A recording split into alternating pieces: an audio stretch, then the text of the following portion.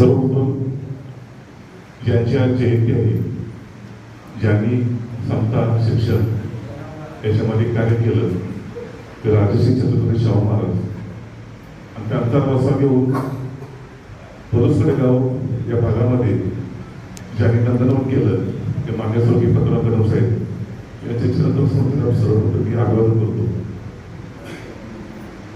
आजचा जो कार्यक्रम आयोजित केलेला आहे ते पुदाली मित्रमंडळच्या निमित्तानं व्यासपीठ उपस्थित असलेली या कार्यक्रमाचे अध्यक्ष माननीय महेंद्र पवार पुदाले साहेब, या नगराच्या नगराध्यक्ष नगराच्या मॅडम पुदाले मॅडम, सर्व नगरसेवक नगरसेविका, सर्व व्यासपीठावर उपस्थित असलेले सर्व सन्माननीय नागरिक, पोलीसमधील सर्व सुजन नागरिक आणि ज्यांचा गुणगौरव केला असे सर्व सन्माननीय नागरिक आणि विद्यार्थी सर्वप्रथम या मंडळाचं आणि सर्व सन्माननीय व्यासपीठांनी आणि आपण सर्वांनी पोलीस खात्यातील एक अधिकारी म्हणून माझा सन्मान केला त्याबद्दल तुम्हाला सर्वांचे मनापासून आभार व्यक्त करतो.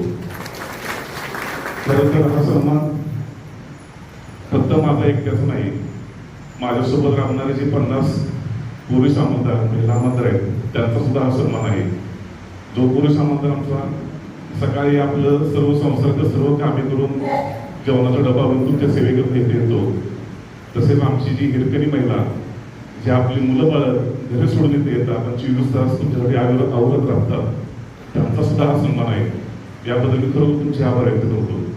खरं तर तुम्ही सत्कार केला, सन्मान केला ही खरोखर मोठं आहे, कारण सत्कार केला सन्मान केला ही गोष्ट मोठी आहेच, परंतु आपला माणूस म्हणून तुम्ही माझा सन्मान केला ही गोष्ट खरोखर खूप महत्त्वाची.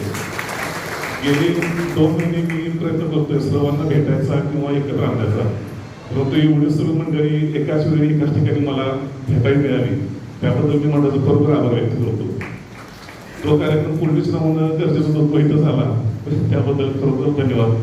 कारण काय होतं बऱ्याच वेळा काहीतरी फोन येतात आणि साहेब असं झालंय, साहेब तसं झालंय. आता काही सन्मानित व्यक्तीला माहीत असतात, बाकीचे लोक मला माहीत नसतात, पण या निमित्तानं तुम्हाला सर्वांची ओळख झाली त्याबद्दल मी खरोखर मनाचा आभार व्यक्त करतो. मागाशी बोलता बोलता कोणतं सन्मानित व्यक्ती म्हणले की पलूस हे आमचं अत्यंत शांत गाव आहे म्हणूनच तर मी निवडले. यापूर्वीची नोकरी आमची म्हणजे डबा टेबलावरती खाणे किंवा फोन आले की बरणे अकोला, नागपूर, यवतमाळ, वाशिम, मुंबई या ठिकाणी झालेले. त्या ठिकाणची परिस्थिती तुम्ही पाहिली खूप भयानक तिथं परिस्थिती आहे. फक्त नशिबानं मी गडचिरोली मागे होतो पण सासऱ्यांनी गोष्टीला लावला मला अकोल्यामध्ये ठेवलं, कारण विशेष पोस्टिंग तिथं तहसीलदार झालं होतं. त्यामुळं ह्यापूर्वीच्या आमच्या ज्या नोकऱ्या झाल्या तर खूप अत्यंत बिकट अवस्थेमध्ये क्रिटिकल अवस्थेमध्ये म्हणजे घरून नेलेला डबा सुद्धा आम्हाला खाता आला नाही. काही काही वेळेला असं झालं आपण की जिथं दंगा झालाय, समजा 2 घरात भांडण झाले, ती काहीतरी मर्डर किंवा हाफ मर्डर झालाय तर ती सगळी गोळा करून आम्ही पोलिसला नेली. मग आता घरात तर राहिलेलं म्हणजे आम्हाला जेवण नाही काय नाही किंवा त्या घरात जेवण शिल्लक तितके आम्ही जेवलो, इतकी बिकट अवस्था. त्यामुळं ह्या भागाचा मला पूर्ण अनुभव आहे. मी काय लांबचा फारसा नाही, वारणा कडोली माझं गाव आहे, सरकार क्षेत्र तिथं सुद्धा आहे जसं तुमचं आहे आणि गेली 2 वर्षे मी कुंडलीत कार्यरत आहे. आदरणीय अप्पा असतील किंवा बाकीचे सर्व सन्मानित नागरिक असतील त्यांचं त्यावेळेला खूप सहकार्य लाभलं आणि त्यातूनच चांगल्या कामाच्या असू दे किंवा आपल्या आशीर्वादानं मला या ठिकाणी संधी मिळत आहे.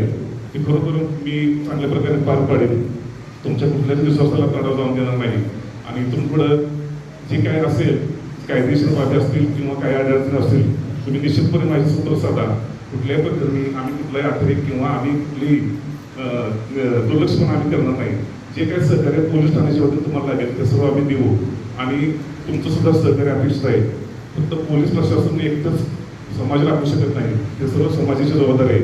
असंच आपण तुम्ही आम्ही सर्व एकामेकाच्या हातात हात धरून आपण चांगल्या प्रकारे कार्य करू आणि तुम्ही दाखवलेला विश्वास आम्ही सार्थ ठरवू अशी मी तुम्हाला ग्वाही देतो. पुन्हा एकदा सर्वांचं या ठिकाणी मला बोलवलं, आमचा आदर सत्कार केला आणि आमच्यावर तुम्ही विश्वास दाखवला याबद्दल मी सर्वांचे आभार मानतो. जय हिंद.